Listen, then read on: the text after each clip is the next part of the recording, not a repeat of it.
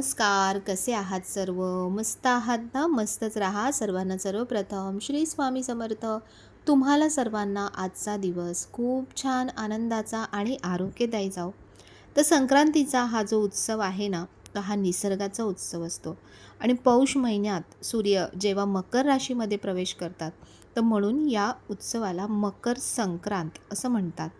सूर्य आपली पृथ्वीकडील भ्रमणाची दिशा बदलतो. तो उत्तरेकडे सरकत जात असतो. म्हणून ह्या काळाला सुद्धा उत्तरायण असं म्हणतात. तर आपली जी पुढची पिढी आहे त्यांना आपले सण म्हणजे नक्की काय आहे, कशासाठी हे सण साजरे केले जातात, तर हे त्यांना जर आपण व्यवस्थित समजावून सांगितलं ना, तर ते सुद्धा त्या गोष्टी अगदी आवडीने करतील. तर आज सकाळीच बघा आज सगळं देवघर मला संपूर्ण स्वच्छ करायचं आहे.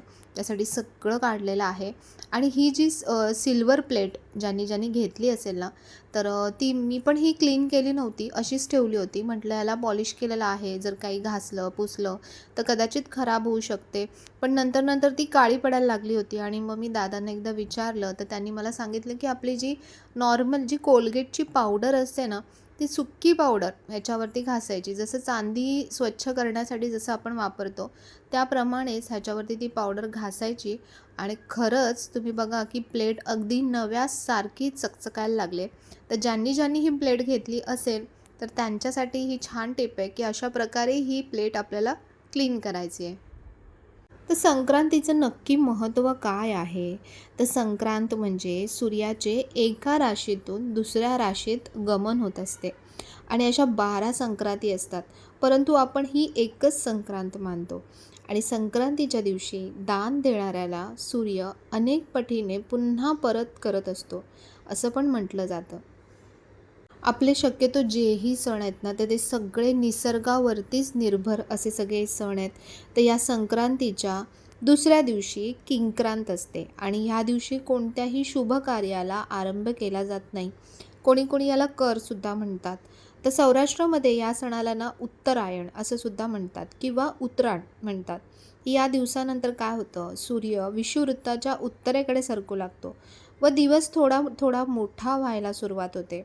संक्रांत म्हणजेच काय, तर संक्रमण म्हणजेच पुढे जाणे. आर्य लोक उत्तर ध्रुवावर राहत होते त्यावेळेचा हा सण आहे. संक्रांतीचा सण 3 दिवसांचा असतो.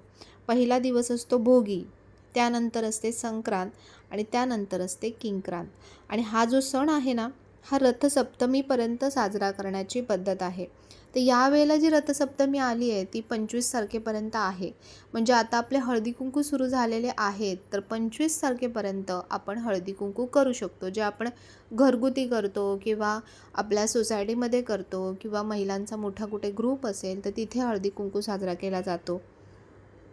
तर जेव्हा संपूर्ण देवघर मी स्वच्छ करायला घेते, जेव्हा सगळे देव वगैरे काढते, तर तेव्हा सगळं व्यवस्थित पुसता येतं. म्हणून मी सगळं बघा पूर्ण आजूबाजूचं सुद्धा पुसते.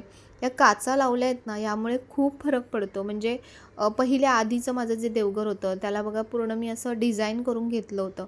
पण ते स्वच्छ करायला खूप प्रॉब्लेम व्हायचा, कारण त्याच्यामध्ये खूप धूळ बसायची. तर त्याच्यामुळे ह्यावेळी मी अशा प्रकारे प्लेनमध्ये हे बनवून घेतलं आणि खरंच सांगते की स्वच्छतेसाठी खूप सोपं पडतं. आपण आपल्या घरामध्ये ना वस्तू अशा प्रकारच्याच बनवून घ्यायच्या की ज्या आपल्याला स्वच्छ करायला अगदी सोप्या जातील. कारण जर ह्या सगळ्या गोष्टींमध्येच आपला वेळ गेला ना, तर इतर बऱ्याच गोष्टी आपल्या बाकी राहतात. तर म्हणून अशा प्रकारे हे जे देवांच्या इथे हार किंवा ह्या माळा ह्या लावलेल्या असतात ना, ती ह्या पण मी अशा वरच्यावर पुसून घेते व्यवस्थित. म्हणजे त्यावरती जी धूळ बसलेली असते ना, ती अगदीच खूप जास्त होत नाही, वरचेवर ते स्वच्छ दिसतात.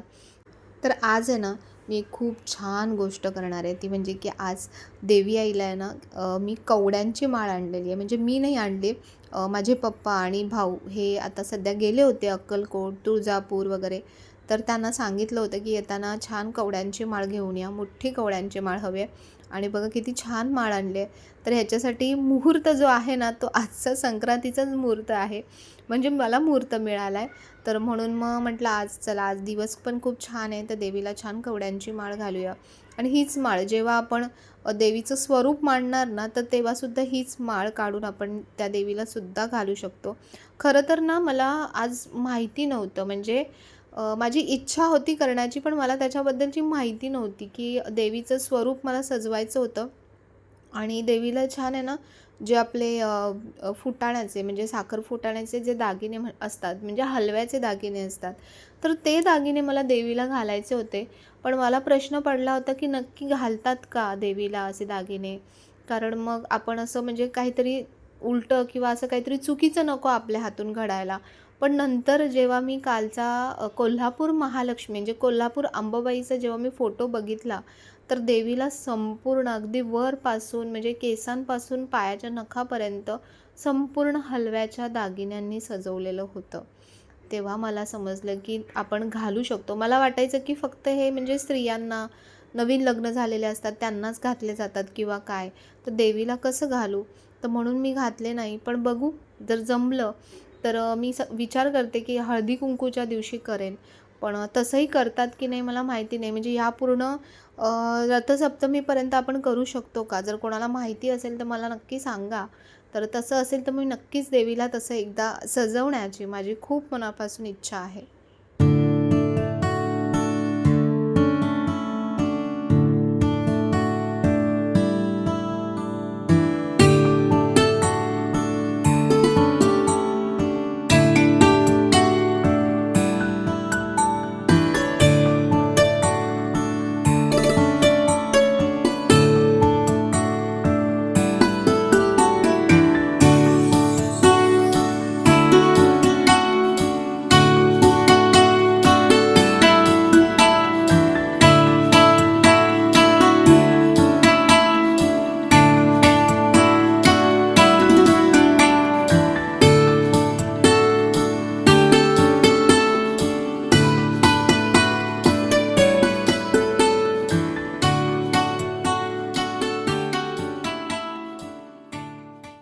तर आजच्या दिवशी आणखीन एक गोष्ट केली जाते, ती म्हणजे की सुगड पूजले जातात. तर सवाशीण स्त्रिया त्यांच्या सौभाग्याच्या रक्षणासाठी किंवा सौभाग्याच्या दीर्घायुष्यासाठी हे सुगड पूजतात. तर सुगड पूजतात म्हणजे नक्की काय? तर जी छोटे-छोटे कुंभ येतात ना, त्याला सुगड म्हटले जातात. तर ह्याच्यामध्ये एक काळं, एक लाल असंही आपण पूजू शकतो किंवा 5 लाल रंगाची सुगड आपण पूजू शकतो. तर आज आहे ना, मी छान दादानी बघा आता जे तुम्हाला मी मागच्या वेळेला दाखवलं होतं कमळ, तर ते कमळ मी वापरणार आहे. खूप मस्त आहे, याची क्वालिटी खूप चांगली आहे आणि आपण बऱ्याच पूजेसाठी हे छोट्या साईजचं आहे, आणखीन ह्याच्यापेक्षा एक मोठी साईजसुद्धा आहे. तर हे मी बाप्पा मोरया स्टोअरमधून मागवलं आहे. ज्यांना हवं असेल तर त्यांनी नक्कीच तो व्हिडिओसुद्धा एकदा बघा, म्हणजे तुम्हाला पूर्ण आयडिया येईल आणि हवे असतील त्यांनी नक्कीच तिथे फोन करू शकता. त्यांचा नंबर मी डिस्क्रिप्शन बॉक्समध्ये दिलेला आहे. बाप्पा मोरया स्टोअर, दादर. तर याच्यामध्ये 3 रंग आहेत या कमळामध्ये सुद्धा. तर बघा अशा प्रकारचे कुंभ लागतात. म्हणजे ह्यांना आजच्या दिवशी सुगड म्हटलं जातं आणि ह्याच्यावरती छान मी माझा जो म्हणजे स्प्रे आहे आपला गुलाब कापूर, तो मी ह्याच्यावरती स्प्रे करते. जिथे आपण पूजा मांडतो आहे तिथेसुद्धा स्प्रे करते, म्हणजे त्या जागेवरती खूप छान असा सुगंध दरवळत राहतो. तर हे तुम्ही अष्टलक्ष्मी कलश पूजन करतो त्याच्यासाठी वापरू शकता. एखादे वेळी छोटंसं देवीचं स्वरूप जर तुम्हाला करायचं असेल त्यासाठी करू शकता. तुमच्या घरामधील एखादा जरी कोपरा डेकोरेट करायचा असेल, तिथे तुम्ही हे वापरू शकता. बघा असं नाही आहे की कुठली गोष्ट फक्त पूजेसाठीच, त्याचा तुम्ही खूप प्रकारे उपयोग करू शकता. तर आता हे जे कुंभ आहेत ना, ह्याला 5-5 बोटं, हळदी आणि कुंकवाची 5-5 बोटं लावून घ्यायची. त्यानंतर ह्याच्यामध्ये जे पण सगळं म्हणजे आता पिकतं म्हणजे हरभरा, ऊस, परत गाजर, ज्या आपण सगळ्या भाज्या मिळतात आणि याच्यामध्ये टाकलं स्पेशली याच्यामध्ये घातलं जातं ते म्हणजे की ह्याच्या गव्हाच्या ओंब्या असतात किंवा भाताच्या ओंब्या असतात, तर त्या ह्याच्यामध्ये घातल्या जातात आणि अशा प्रकारे हा कुंभ भरायचा असतो. ह्याच्यामध्ये आपले जे साखर फुटाणे म्हणजे हलवा, त्यानंतर तुम्ही लाडू असतो तिळगुळाचा तो ह्याच्यामध्ये घालायचा, ह्याच्यावरती फुलं ठेवायचे आणि हे कुंभ तुम्ही एकतर स्त्रियांना देऊ शकता किंवा पाण्यात सोडू शकता. तर पाण्यात सोडण्यापेक्षा मी म्हणेन जर आपण कोणाला वाण स्वरूपात हे कुंभ दिले तर ते आणखीन चांगलं राहील. तर आपल्या मराठी संस्कृतीनुसार जानेवारी अर्थात पौष महिन्यात संक्रांतीनंतरच्या दुसऱ्या दिवसापासून रथसप्तमीपर्यंत आपण हळदी कुंकवाचा कार्यक्रम घरोघरी करत असतो. सौभाग्य वाढवण्यासाठी या उपक्रमात सुवासिनींनी वाण लुटायचं असतं. याचं सामाजिक महत्त्वसुद्धा आहे. या निमित्ताने काय होतं, आपल्या आसपासच्या महिलांना, इष्ट, सोयरे, मैत्रिणींना आमंत्रण देऊन आपण एकत्र येऊन एकमेकांच्या दुःखाची विचारपूस करून स्नेहाचे बंध अधिक पक्के करता येतात आणि आपापल्या ऐपतीनुसार वाणसुद्धा लुटता येतात. पूर्वीच्या काळी काय व्हायचं, की ग्रामीण भागात शेतात यावेळी तयार होणाऱ्या कोवळ्या गव्हाच्या उंब्या, बोरे, ऊसाचे तुकडे, गाजर, हरभऱ्याचे कोवळे घाटे असे पदार्थ एकमेकांना दिले जायचे. पण आता कसं आपल्याकडे भरपूर ऑप्शन असतात काही ना काही वाणासाठी. तर ते वाण आपण आता बऱ्याच काही काही ज्या गोष्टी आहेत त्या आपण वाण स्वरूपात देतो. तर कोणतीही वस्तू देण्यापेक्षा ना आपण आजच्या काळाची गरज ओळखून लोकांना संस्कारित केलं पाहिजे. प्रत्येक घराला योग्य कर्तव्याची ओळख करून द्यायला पाहिजे. माणुसकी आणि ईश्वर सेवा घराघरात रुजवेल असे अल्पमोली आणि बहुगुणी घ्यायला सर्वांनाच निश्चित आवडेल. तर म्हणूनच आपल्या व्हिडिओमधून या सगळ्या गोष्टी मी तुमच्याकडे पोहोचवण्याचा प्रयत्न नेहमी करत असते. तर या उत्सवात आहे ना तिळाच्या लाडवांना सुद्धा खूप महत्त्व आहे. कारण रक्तवाहिन्यांवर थंडीचा परिणाम झालेला असतो आणि तिळात स्निग्धतेचा गुण आहे व गूळ हा उष्ण मानला जातो. त्यामुळे आयुर्वेदाच्या दृष्टीने तीळ या ऋतूतील आदर्श खाद्याची गरज पूर्ण करतो. शेतातून नुकतेच ताजे तीळ आलेले असतात म्हणून या दिवशी तीळ आणि गूळ खातात. तर मी आज जे तिळगुळाचे लाडू बनवते ना, तर तीळ मी घेतले आहेत अर्धा किलो. त्यानंतर गूळ घेणार आहे तिळाच्या म्हणजे 1 वाटी जर तीळ घेतले तर त्याचे 1.5 वाटी आपल्याला गूळ घ्यायचा आहे. तर म्हणून मी 500 ग्रॅम जर तीळ घेतले तर मी 750 ग्रॅमच्या आसपास मी गूळ घेतला होता बघा. हा टोटल 900 ग्रॅमचा गूळ होता आणि त्याच्यातून मी 750च्या आसपासचा हा गूळ घेतला आहे. आणि हा मी एक जी पद्धत बघितली होती की कुकरमध्ये आपण हे भांडं ठेवायचं, याला झाकून ठेवायचं आणि 1 शिट्टी काढायची. तर मी तुम्हाला दाखवते पुढे की त्याचं काय झालं. तर त्यानंतर जे शेंगदाणे आहेत किंवा भाजलेली डाळ आहे तर ती पण आपल्याला थोडी थोडी घ्यायची आहे. तर शेंगदाणे अर्धे शेंगदाणे घेतले, म्हणजे आता समजा 500 ग्रॅम मी तीळ घेतले होते तर 250 ग्रॅम मी शेंगदाणे घेतले होते आणि मी त्यापेक्षाही थोडे कमी घेतले कारण मला भाजलेली डाळसुद्धा त्यामध्ये घालायची होती. तर तीळ जे आहेत ते असे अनपॉलिश तीळ आपण घ्यायचे, गावठी तीळ जे म्हणतो की ते चवीला पण छान लागतात आणि त्याचे लाडू खूप छान बनतात. तर हे तीळ अगदी फक्त असा चटचट आवाज येतो ना तिळाचा आणि थोडेसे असे फुगीर दिसतात आपल्याला, त्याचा रंगसुद्धा बदललेला दिसतो. तर बस तोपर्यंतच आपल्याला हे तीळ भाजायचे. तर यामधले थोडेसे तीळ आहे ना मी साईडला काढून ठेवले आणि बाकीचे तीळ, शेंगदाणे आणि भाजलेली डाळ मी अगदी अशी भरड कसं दळून घेतो तर तसं मिक्सरमध्ये थोडंसं ते बारीक करून घेतलं. आणि हे करता करता एक साईडला छान चहासुद्धा ठेवला होता. म्हणजे चहा घेतल्याशिवाय कुठल्याही गोष्टीचं म्हणतात ना की आपल्याला फ्रेशनेस येत नाही काम करायला. तर बघा अशा प्रकारे मी मिक्सरमध्ये थोडं थोडं घेऊन हे थोडंसं असं हलकं जे पल्सवरती आपण बारीक करतो ना त्याप्रमाणे मी हे बारीक करून घेतलं. मी तुम्हाला खरंच सांगू की मी बाकीच्या ना म्हणजे जे बाकी आपण सगळं जेवण बनवतो त्यामध्ये मला खूप उत्साह आहे.